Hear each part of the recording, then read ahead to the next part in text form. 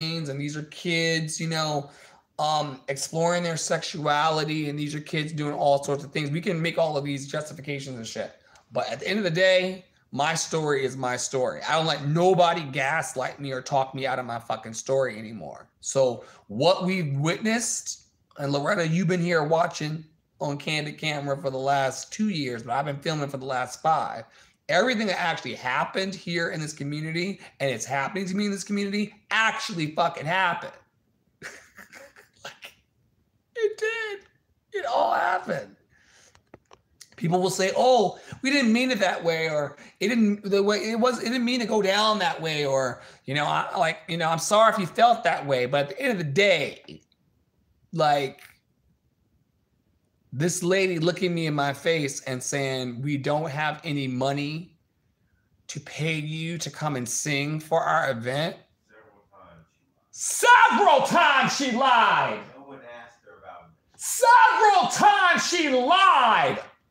No one even asked her about it. No one asked her about it. And see, what's crazy about the situation is that I was experiencing bullshit in this community and at large before Poppy Water got here. Poppy Water's not a yes man. He tells me things I don't want to hear all the time. But this man now, his presence being here for the last 3 months has reminded me that I'm not crazy. There's another person around that I can go, "Did you hear when that shit happened? Did you hear what she said?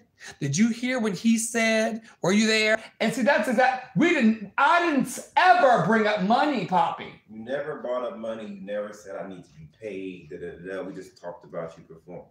She went out of her way. And I thought it was odd, but we were more so focused on the point, performing. I was trying to perform. But it was just so, it was oddly placed that I am so sorry again. I'm so sorry that I don't have anything to pay you. Guilt. A liar. Guilt. And every entertainer for the event for Pride, for one of their inaugural Pride events, for their first Pride festival, was supposed to get a $100 gift card. They stiffed me. But people have been energetically stiffing me for decades. So I'm not offended by it beyond the fact that I'm done with people playing in my face about my anointing. So I don't need this person in my text messages to respond to me. I don't need any of, I have my needs website, but no, that's crazy to me.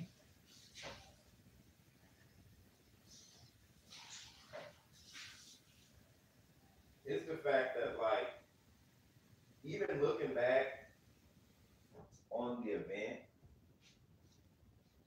I don't see any of the money that was said to be there even spent there, even in decorations. Because all of that shit was shit that could have been gotten at the Dollar Tree. There's something amiss. Something amiss. And